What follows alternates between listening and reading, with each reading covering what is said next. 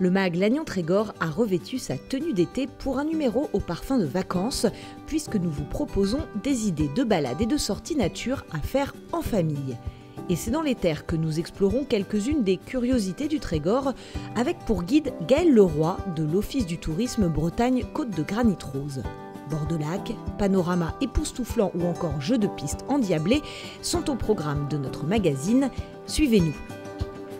Gaël Leroy, bonjour. Bonjour. Vous êtes chargé de projet à l'Office du tourisme Bretagne Côte de Granit Rose. Alors ce n'est pas du littoral dont on va parler aujourd'hui, mais bien de l'intérieur des terres, car si c'est plus confidentiel, le Trégor intérieur donc regorge de petites perles à découvrir. On a quelques petites pépites effectivement à vous présenter et à vous proposer. Ça fait une vingtaine d'années qu'on travaille activement à construire une offre de découverte, à la fois pour les visiteurs, mais aussi à la fois pour les locaux. C'est le cadre de vie, donc en fait tout le monde peut en profiter toute l'année. Alors là, nous sommes sur la commune de Plounérin, au bord du lac du Moulin Neuf. C'est une zone Natura 2000, un haut lieu en fait de l'observation de la faune et de la flore locale, Gaël. Tout à fait. Sur l'étang du Moulin Neuf, donc, qui a été acheté par la communauté de communes en 1997, a été intégré au réseau européen Natura 2000. Et en fait, la particularité de ce site, c'est que c'est la limite septentrionale des Landes de Centre-Bretagne. Voilà, au nord, il n'y a plus ce type de végétation, on passe sur autre chose. Justement, c'est quoi sa particularité de cette lande intérieure de Bretagne? En fait, ce sont des terres très pauvres et c'est cette pauvreté en fait, qui a obligé la faune et la flore à s'adapter et à trouver des stratégies pour se développer et survivre. Et du coup, cette mosaïque de milieux en fonction des niveaux d'eau permet une très grande diversité d'habitats et donc d'animaux qui vivent dessus. Voilà, des oiseaux particulièrement. Il y a beaucoup d'oiseaux, mais c'est aussi un site qui est réputé pour les libellules. Il y a plus d'une trentaine d'espèces de libellules qui ont été référencées. Et puis... Des loutres. Ah ouais, c'est le spot. C'est un grand spot pour voir la loutre, entre autres de l'observatoire à oiseaux. Voilà, c'est un de ces terrains de jeu ici et on la voit assez facilement. Alors ici, on peut se balader en toute autonomie, hein, au gré de ses envies, mais il y a aussi des actions et des animations qui ont été mises en place pour rendre les lieux plus ludiques. On va en parler dans un instant, Gaël, mais avant ça, on va prendre la direction de Plestin-les-Grèves. Après une saison version nomade, l'équipe de la Grange Vadrouille a posé ses valises au manoir de Porspoden. Les 4 associés à l'origine de ce collectif ont réhabilité les lieux pour en faire un véritable tiers-lieu où la culture et la cuisine sont au cœur du projet. Le lieu a ouvert à la fin du printemps. Regardez. Après 9 mois de travaux, la Grange Vadrouille vient d'ouvrir ses portes au manoir de Porspoden à Plestin-les-Grèves. À l'origine de ce tiers-lieu, 4 amis originaires de Locquirec. C'est le confinement qui nous a amenés ici. C'est-à-dire qu'on a créé des paniers légumes bénévolement pendant 3 mois pendant le confinement avec le même bande d'amis pour aider une agricultrice qui était dans la panade qui vendait essentiellement aux restaurateurs. Et après on s'est dit il faudrait qu'on trouve un endroit pour avoir une étale, présenter les légumes, et on a trouvé une grange et dans cette grange il y avait une scène qui existait. Et les artistes eux-mêmes étaient en difficulté à cette période-là. Donc on s'est de fil en aiguille, on est arrivé à monter le concept du Grange Vadrouille. Et en fait 2 ans plus tard on s'est dit il faut absolument qu'on trouve un lieu pour que ça continue. Et on est ici au manoir de Porspoden à Plestin-les-Grèves.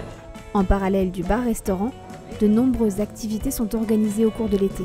Des concerts, des ateliers, des spectacles, sans oublier le marché des producteurs qui a lieu tous les vendredis soirs. L'idée, c'est vraiment de mêler à la fois la partie restauration, qui est notre cœur de métier, on va dire, à des aspects qui nous tiennent à cœur, qui sont la culture, la mise en valeur des productions, de l'artisanat local, et vraiment créer un lieu de vie intergénérationnel où justement les gens peuvent venir de façon informelle.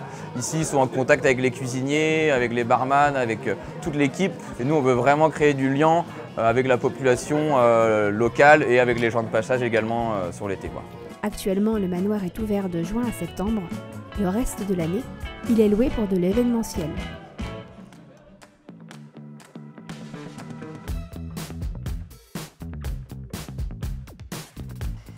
Alors Gaëlle, l'aménagement historique sur l'étang du Moulin Neuf de Plounérin, c'est le sentier de randonnée sur lequel on se trouve d'ailleurs. C'est ça.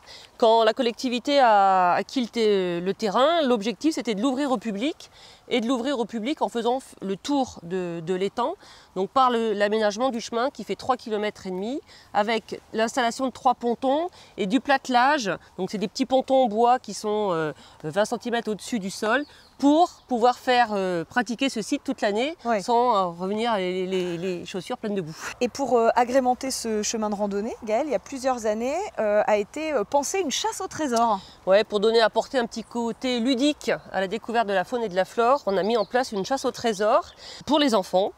Et alors ça, Gaëlle, ça ne fait pas partie de la chasse au trésor, c'est encore autre chose. C'est encore autre chose. C'est ce qui a été proposé l'année dernière, une enquête, on va jouer les experts, c'est Plounérin Unité Spéciale. Donc la station numéro 5, il faut chercher les pas du coupable. D'accord, donc un moment aussi ludique en famille. Ouais, là il y a un meurtre qui a été commis sur l'étang du Moulin Neuf et il faut trouver le coupable avec plusieurs indices sur différentes stations comme ça, sur un petit itinéraire d'1 kilomètre.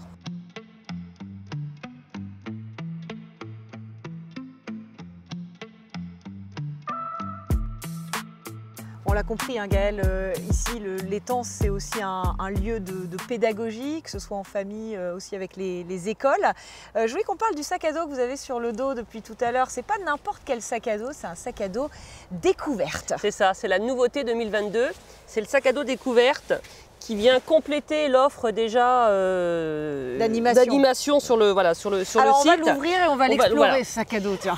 Donc l'idée c'est aussi d'avoir des outils pour observer la faune, la flore. Donc en fait il y a 5 pochettes, dont une avec quand même du matériel important. Donc il y a une enceinte avec une clé USB où on peut entendre les bruits des animaux et repérer avec les petites plaquettes qu'il y a à l'intérieur qu'est-ce qu'on écoute, qu'est-ce qu'on entend. Ah super. Voilà. Et qu'est-ce qu'on peut voir aussi par la même occasion. Il y a une paire de jumelles. Il y a une paire de jumelles. C'est un sac à dos qui est en location à l'office de tourisme. J'allais demander, il faut le réserver. Il faut le réserver, il y en a 2 à disposition pour l'été. Merci beaucoup Gaëlle. Alors vous restez avec nous, dans un instant on va découvrir un tout autre lieu, mais on reste dans la découverte avec ce reportage. C'est à Plouaret, nous allons suivre une visite en immersion auprès de Marie-Thérèse Mahé qui est incollable sur les secrets du patrimoine de sa commune. Reportage. Et cette petite maison-là, donc une pièce à l'étage et une pièce au rez-de-chaussée, s'appelle le Petit Paradis. Et ici, c'était un monsieur qui cuisait donc les boules de pâte, il était fournier et tambour de ville. Il criait les nouvelles. À Plouaret, comme dans toutes les communes, il y avait aussi les laveuses, il y avait les dames les petites mains, les couturières qui n'étaient pas bien riches et qui ont construit, qui vivaient dans ces petites maisons. Et il y a des petites marquises. Vous voyez? Alors ça fait, vous comptez, il y en a 4. Ces visites, c'est pour sensibiliser les personnes, les gens, au patrimoine bâti. Architecture religieuse, architecture ordinaire. Et là, on rentre dans le sentier d'interprétation de Luzel. Luzel était un gars du pays. Il était né en 1821 à Quer-en-Borgne, à Plouaret. Luzel, c'était un collecteur de contes, de légendes, de guers, qu'il a réécrit bien sûr. Il allait de maison en maison, au veillées le soir. Et c'est important pour conserver cette mémoire orale. C'est une mémoire vivante quand même. Et on va sur les pas de Luzel. Alors c'est le chien noir. Le fameux chien noir. Autrefois, ces chemins étaient très fréquentés. Il faut se dire qu'il n'y avait pas de vélo, il n'y avait pas de voiture. Je parle du 19e siècle, du temps de Luzel. Un jour, en passant par là, il y a 2 jeunes gens, ils avaient traîné, ils avaient un peu bu. Et puis derrière eux, ils entendaient pouf, pouf, pouf. Ils ont tourné la tête et ils ont vu derrière eux un chien noir avec des yeux tout rouges et une longue queue, mais qui montait, presque jusqu'à la lune.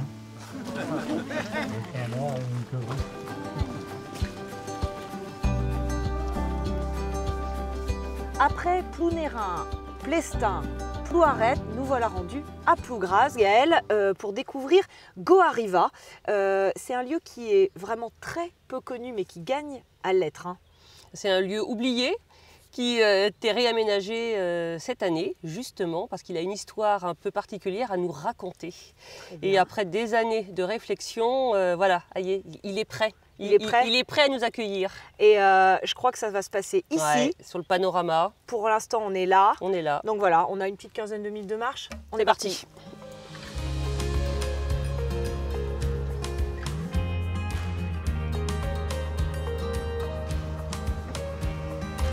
Nous voilà bientôt rendus au bout de nos peines, hein, je crois, Gaëlle. Le sommet est au bout.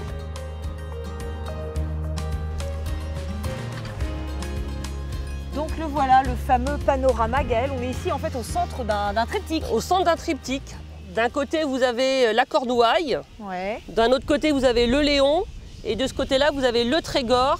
Voilà, on est à la croisée des trois évêchés de Basse-Bretagne. Et puis alors, il y a cette pierre, en fait, qui marque l'entrée dans l'histoire moderne du site, Gaëlle. C'est ça. On est au milieu des champs ici et pendant des générations, les paysans ont cultivé la terre d'une manière ancestrale. Et puis en fait, un jour, un des paysans du hameau de Goariva, en retournant sa terre, a trouvé cette pierre. Et ce qui l'a interpellé, c'est qu'elle est gravée. Et entre autres, là, on voit très bien la fleur de lys qui fait référence au royaume de France. Et en fait, en cherchant l'histoire de cette pierre, on est tombé dans l'histoire du site de Goariva. Elle servait à quoi, du coup, cette pierre? Alors en fait, elle servait aux premières mesures du royaume de France, sous Louis XV, qui a demandé à Cassini d'établir les premières cartes d'état-major. Les cartes géographiques. Voilà, les cartes géographiques, mais sous une technique, la triangulation. Et ça a permis pour la première fois en France d'avoir des cartes normées à l'échelle du royaume de France. D'accord. Donc en fait, il s'appuyait sur des points hauts, des sommets d'église, des sommets... il était au beau Voilà, endroit. sur des points hauts. Donc là, c'est parfait. Mais là, il n'y avait rien. Et en fait, pour symboliser ce site, en fait, ils ont créé cette borne, ils ont installé cette borne. C'est une borne géodésique. Alors une fois qu'on a l'histoire, la grande histoire, il faut savoir la raconter, il faut savoir la mettre en image, en animation. Qu'est-ce que vous avez pensé pour Goariva? En fait, on a plusieurs espaces sur le site qui justement permettent à la fois un peu de lecture de paysage et puis à la fois de tester, de manipuler la triangulation. Donc là, clairement dédié pour le public enfant, les publics familles. Donc voilà, les enfants peuvent tester. Il y a un petit jeu pour s'essayer à la triangulation avec les trois bornes que l'on voit dans le paysage.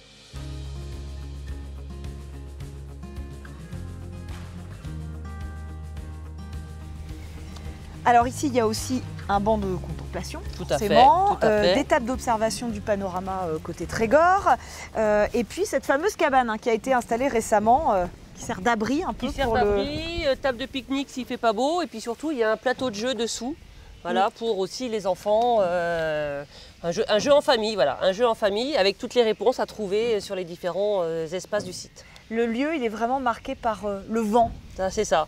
Sans vent, il n'y a pas de Goariva. Sans vent, il n'y a pas de Goariva. Merci beaucoup Gaëlle pour toutes vos explications tout du long de cette émission. On espère qu'on aura piqué votre curiosité et que vous viendrez explorer l'intérieur des terres du Trégor. Et puis nous, on se retrouve très bientôt pour de nouvelles aventures avec le MAG Lannion Trégor.